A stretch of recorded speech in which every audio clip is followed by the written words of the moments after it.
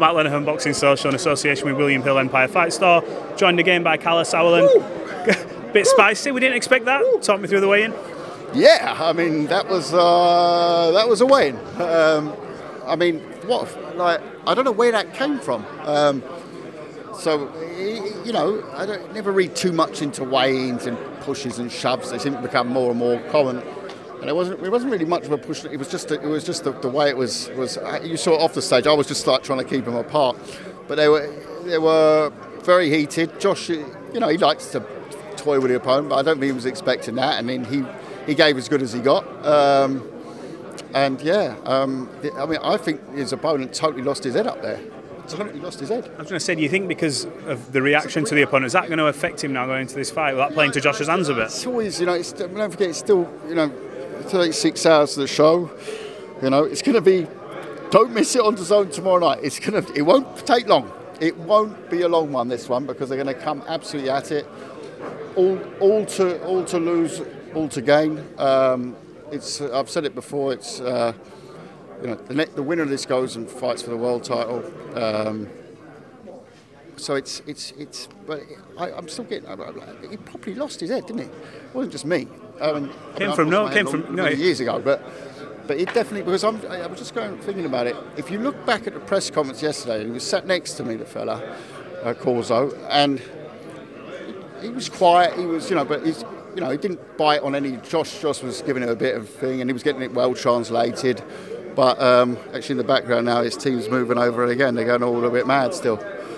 They're still kicking off. You'll be in trouble, yeah. They're still kicking off now, yeah. Well, he wants it, he can have it. That was a joke, by the way. If he wants it, I'll be fucking on a quick bike.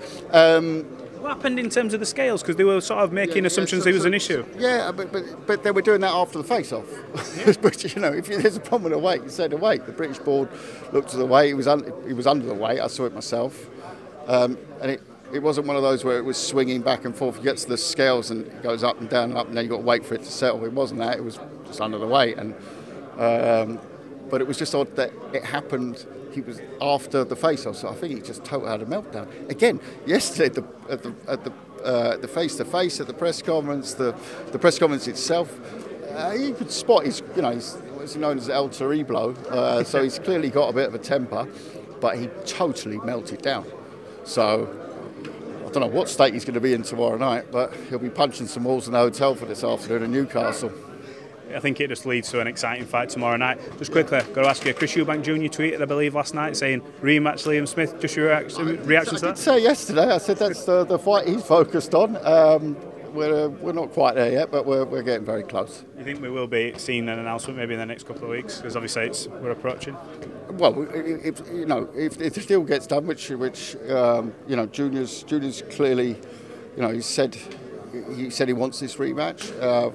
You know, like I said yesterday, that's the only thing we're negotiating at the moment. So, from that point of view, it won't be a couple of weeks. It'll be more like a couple of days, because that fight, if it's on September the 2nd, then, you know, it's got to be announced soon. Are you confident that Chris Eubank can overturn that decision from the first fight and come in there with a completely different mindset? Not taking anything away from Liam, but you know, he's alluded to the fact that things weren't right in that fight. I think you just got to look at the round before the knockout, you know, and it was a tremendous shot he hit with. But look at the round before, you know, I still think he's the better fighter, and it will, you know, the mindset, you obviously see that behind the tweet, is, you know, he wants that revenge, but at the same time, you know, Liam's obviously, you know, former world champion, he's a very good boxer. Yeah? So it's a question of how has their preparations differed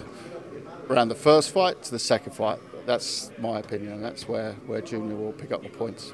Well, look, Kalle, appreciate you giving us some more of your time. Second down the bounce. Hopefully we'll catch up after the fight. Thanks very much.